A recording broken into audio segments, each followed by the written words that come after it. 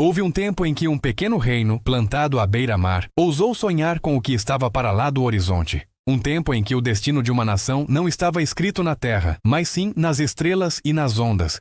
Nos séculos XV e XVI, Portugal, movido por uma coragem que desafiava a lógica, lançou-se ao desconhecido e, contra todas as probabilidades, construiu o primeiro império global da história. Este é o relato de como os mares se renderam a Portugal. A espinha dorsal deste império não era feita de pedra, mas de madeira, alcatrão e lona. Eram os gigantes dos oceanos, as naus e as caravelas. A nau do século XVI, uma fortaleza flutuante.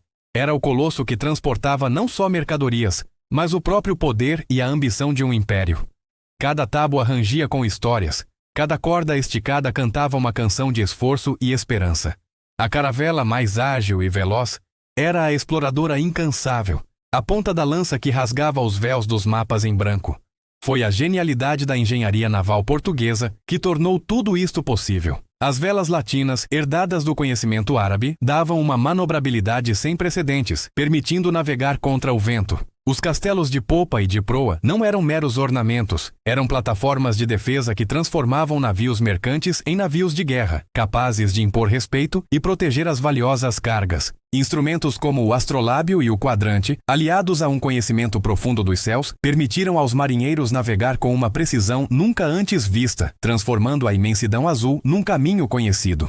Cada navio era um universo em si mesmo. Uma microcidade de madeira tripulada por homens de fé e bravura, que enfrentavam tempestades, doenças e o medo do desconhecido, guiados pela cruz de Cristo pintada nas suas velas. Com estes gigantes de madeira, Portugal não apenas navegou, reescreveu o mapa do mundo. Em 1488, Bartolomeu Dias dobrou o Cabo da Boa Esperança, provando que o Atlântico e o Índico estavam ligados. Era a chave que abria a porta para o Oriente. 10 anos depois, Vasco da Gama completou essa jornada épica, chegando a Calecut e inaugurando a Rota do Cabo. Esta rota marítima contornava o monopólio terrestre das especiarias, trazendo pimenta, cravo e canela diretamente para Lisboa e transformando o reino no centro do comércio mundial. Pouco depois, em 1500, a frota de Pedro Álvares Cabral, a caminho da Índia, foi desviada por ventos e correntes, ou talvez por um desígnio secreto, e aportou numa terra nova e luxuriante. O Brasil fora oficialmente achado. As naus que antes procuravam especiarias, agora também transportavam o pau-brasil, o açúcar, e mais tarde, o ouro que sustentariam o império por séculos. De Goa a Malaca, de Hormuz ao Brasil, do Congo a Macau, uma teia de rotas comerciais e feitorias foi tecida sobre as ondas, conectando continentes e culturas sob a bandeira portuguesa.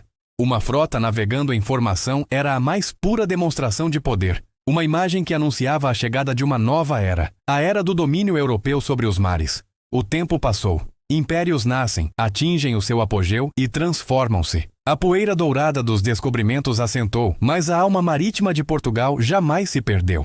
Se olharmos com atenção, vemos o eco daquelas naus nas modernas fragatas da Marinha Portuguesa. A tecnologia é outra, os desafios são diferentes, mas o espírito dos navegadores permanece. A mesma perícia, a mesma coragem e a mesma ligação profunda com o mar. A Marinha de hoje é a guardiã de um legado de mais de 800 anos, protegendo os mesmos oceanos que os seus antepassados desbravaram.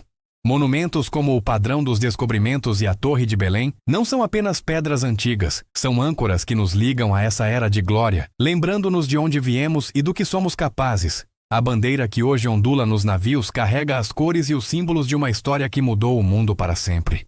Ao contemplar o pôr do sol sobre a costa portuguesa, ouvindo o som das ondas, é impossível não sentir a nostalgia e o orgulho desse passado grandioso. A história do Império Português nos mares é um testemunho intemporal da capacidade humana de superar limites. Como imortalizou o poeta Fernando Pessoa, Deus quer, o homem sonha, a obra nasce. E a obra de Portugal nasceu nas águas, foi moldada pelo vento e ficou para sempre gravada nas ondas da história. Muito obrigado por terem embarcado nesta viagem conosco. Se gostaram de navegar pela nossa história, não se esqueçam de deixar o vosso gosto, partilhar e subscrever o canal para mais aventuras pelo passado. Até a próxima!